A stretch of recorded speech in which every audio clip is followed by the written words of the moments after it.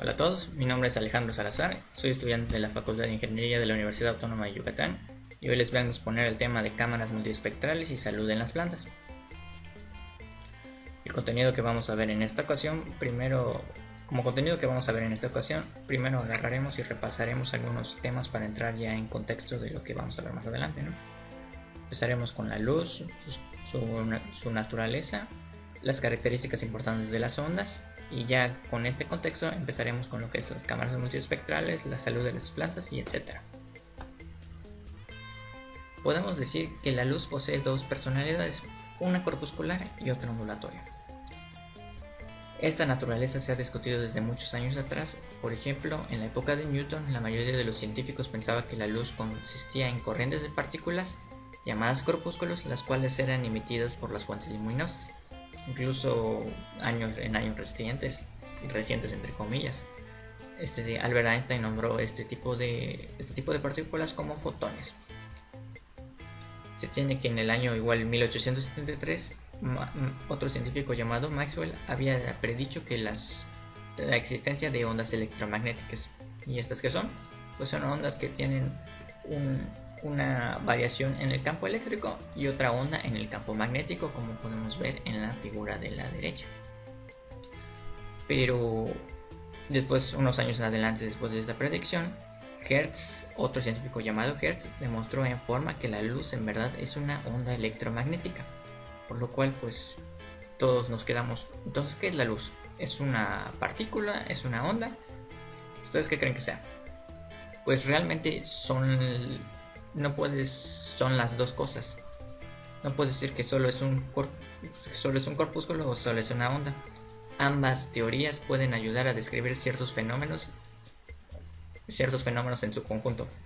Algunas, por ejemplo, la absorción y la emisión de la luz se entiende de mejor manera en la teoría corpuscular, y otras en la forma en la que viaja la luz se entiende mejor cuando hablamos de la teoría ondulatoria, por lo cual decimos que la luz tiene una dualidad onda-partícula. Son las dos cosas. Ahora bien, ya que sabemos que la luz tiene un comportamiento ondulatorio, entonces vale la pena recordar algunas características de las ondas.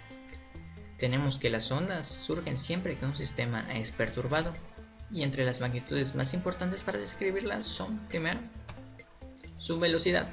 Si nos fijamos en el GIF de la derecha, vemos que una onda electromagnética va desplazándose a lo largo de un eje, en este caso sobre el eje X. Y pues la distancia que recorre sobre determinado tiempo es su velocidad, se mide en metros sobre segundos. En el caso de las ondas electromagnéticas, su velocidad va a ser siempre la misma, 3 por 10 a la 8 metros sobre segundos, que es igual a 300.000 kilómetros por segundo. Dan cuenta, es una cantidad terriblemente grande. Es lo más rápido que hay en el universo, es la velocidad de la luz. Otra cantidad pues es la frecuencia. Para definir la frecuencia, fíjense en el GIF que sale aquí a la derecha y nos enfocamos nuestra mirada en el vector E, este azul que está aquí. Observamos que este vector E va oscilando de arriba hacia abajo y pues lo hace periódicamente. Entonces, a partir de esto podemos definir la frecuencia como el número de oscilaciones que realiza este vector cada cierto tiempo. Por ejemplo, si este vector empieza desde arriba y realiza su recorrido, baja y luego vuelve a subir hasta llegar a su posición original, entonces decimos que se completó un ciclo. Y si ese ciclo lo realizó en un segundo, entonces su frecuencia será de un ciclo por segundo. Si fuera una frecuencia más alta, por ejemplo, que realice 2 ciclos en un segundo, pues esa es su frecuencia, ¿no? Y esta cantidad ciclo por segundo se denomina Hertz. Otra cantidad importante es la longitud de onda lambda. Lambda es la letra griega que sale aquí. Ahorita se la remarco. Es una letra griega y se llama lambda. Y pues para entender un poquito mejor, imaginemos que este GIF de aquí a un lado, agarramos y lo detenemos en el tiempo. Decimos que la longitud de onda es la distancia que hay entre dos mínimos consecutivos. La distancia que hay de aquí hasta acá. O igual puede ser la distancia que hay entre dos máximos consecutivos, porque pues, si nos damos cuenta es una figura realmente bastante simétrica, ¿no? Así que pues eso es la longitud de onda, es una distancia que hay entre dos ciclos consecutivos.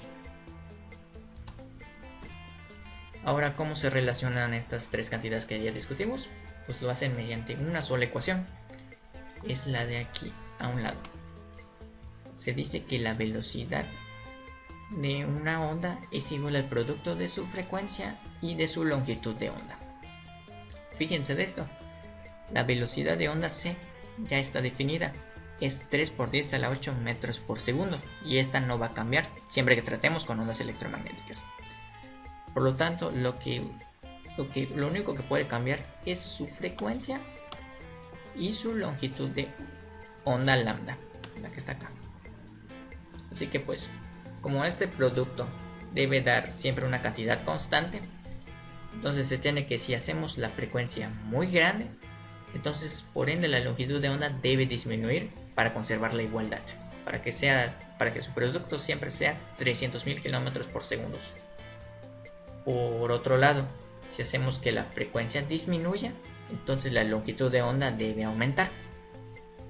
Y pues dirán, ¿para qué me sirve esto? Saber qué es la longitud de onda, ¿para qué se sirve la frecuencia? Pues esto nos ayudará a definir lo que es el espectro electromagnético. El espectro electromagnético lo podemos definir como el conjunto de ondas electromagnéticas que existen, y estas vienen definidas de acuerdo por su longitud de onda o su frecuencia. Chequen la figura de aquí abajo, y aquí la tienen como ordenadas respecto a su longitud de onda. Viene en el orden de nanómetros. ¿Qué es un nanómetro? Un nanómetro es una unidad de distancia también, pero pues realmente pues como es nano, la parte n representa 1 sobre 1000 millones, es decir, un nanómetro es un metro, es la 1000.000.000ª parte de un metro, es una cantidad muy pequeña. Así que pues para definir el espectro electromagnético podemos fijarnos de la longitud de onda. Si se dan cuenta, aquí empieza con longitudes de ondas grandes, y luego pues va disminuyéndose hasta hacerse más pequeña, ¿no? Y fíjense de esto, la luz que podemos captar con nuestros ojos solo se encuentra en el espectro visible, que se encuentra entre 700 y 400 nanómetros. Si se dan cuenta, es una región sumamente pequeña, realmente no podemos ver mucho en el universo. Nuestros ojos vienen muy limitados, por lo tanto es importante tener estos conocimientos para las siguientes diapositivas. Ahora sí, ya que tenemos en cuenta qué es el espectro electromagnético, podemos saber ahora qué es una cámara multiespectral. Vimos anteriormente que nuestros ojos solo captan, como se llama, el espectro visible, la luz visible, pero realmente esa luz visible es muy poca. Entonces, ¿qué hacemos para ver lo demás? ¿Qué hacemos para ver el infrarrojo? El infrarrojo es lo que está por debajo del espectro visible. Si se dan cuenta, en este diagrama viene señalado por acá. Está es más abajo del rojo. ¿O cómo haremos para ver el ultravioleta? Nuestros ojos no pueden. Entonces, ¿qué podríamos hacer para arreglar eso? Pues inventar un instrumento que sea capaz de detectarlo, como por ejemplo una cámara multiespectral. ¿Qué es lo que es? Es una herramienta que detecta varios espectros de luz. ¿Y pues qué es lo importante de esta herramienta? Pues que a partir de estas imágenes multiespectrales podemos usar estos sensores para poder calcular una cantidad de índices, por ejemplo, de vegetación. Y estos índices de vegetación nos ayudarán a indicar si por ejemplo, una planta se encuentra en buena salud o se encuentra enferma, o etcétera. Eso es lo que nos sirve. Ahora sí pasamos a lo que es la salud de las plantas. Para determinar la salud de las plantas usamos los índices de vegetación que mencioné anteriormente.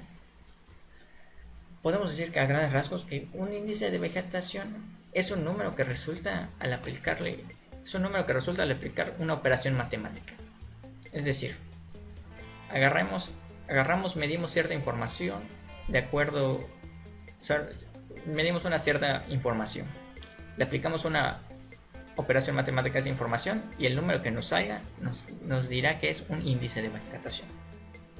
Y ahí pues y hay una infinidad de índices de vegetación que podemos utilizar para describir la salud de las plantas y otras cosas como tal. Algunos de ellos están descritos aquí, son las siglas en inglés que hay, y entre los más importantes es el NDVI, que está aquí en negritas, es el que les voy a hablar a continuación. El NDVI es el índice de vegetación de diferencia normalizada. Este es un indicador que nos ayuda a diferenciar entre la vegetación y otros tipos de estructuras. También nos ayuda a determinar el estado general de una planta, por ejemplo, decir si esta planta está saludable o está enferma.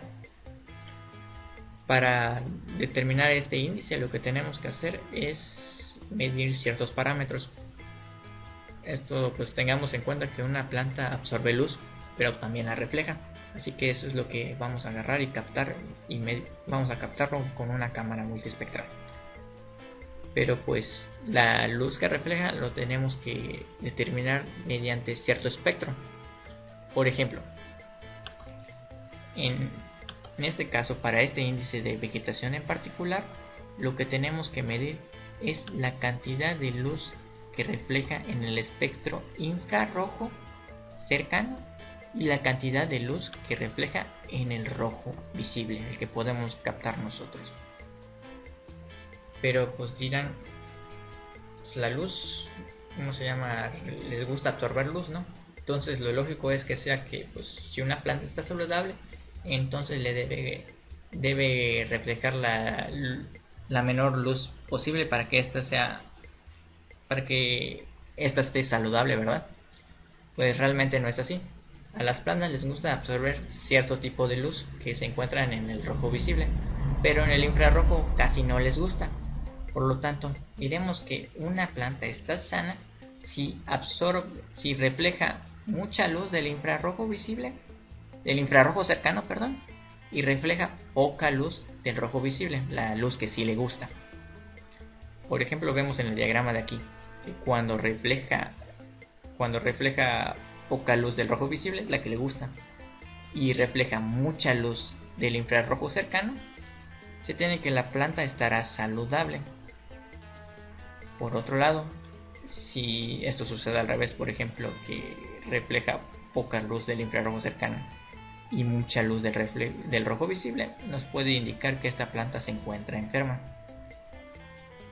Así que pues, una vez medido estas cantidades de luz reflejada, las agarramos y la metemos dentro de esta ecuación de aquí, nos puede arrojar un numerito, y en particular este numerito va a ir desde el número -1 hasta el número 1, y pues en general podemos decir que sí, entre mayor sea este indicador, entre más cercano al 1 este número, diríamos que esa es una planta muy sana. Por el contrario, si es 0 o es menor o es un número negativo, entonces diremos que es una planta que se encuentra enferma. Y ahora dirán, pues, ¿cómo podemos utilizar las cámaras multiespectrales y los drones para medir la salud de estas? Pues realmente sí.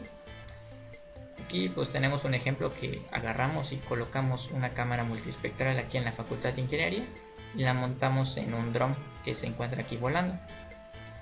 Agarramos, la hicimos volar alrededor de la facultad y se tomaron fotografías durante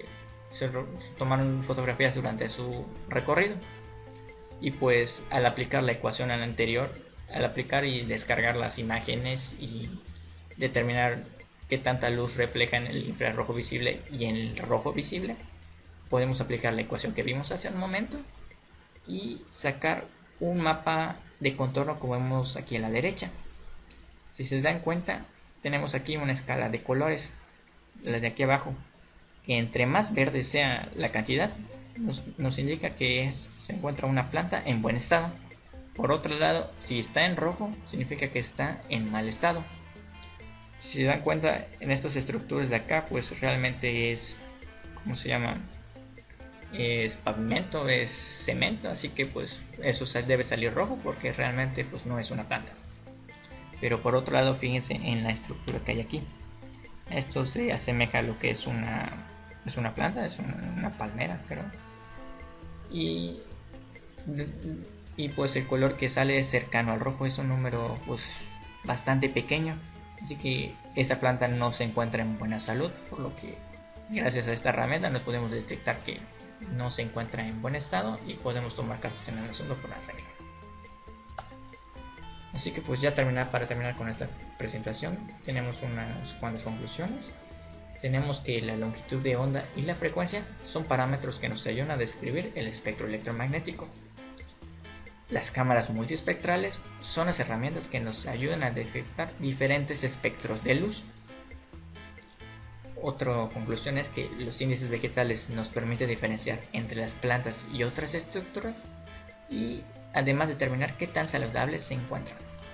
Y pues la combinación de los drones con las cámaras multiespectrales nos permiten capturar un gran área de estudio. Por mi parte sería todo. Aquí tengo algunas referencias de la información, de toda la información que saqué. Y si tienen alguna duda, no duden en contactarme en mi correo electrónico que les muestro aquí abajo. Muchas gracias por su atención, espero que todo haya quedado claro y hasta luego.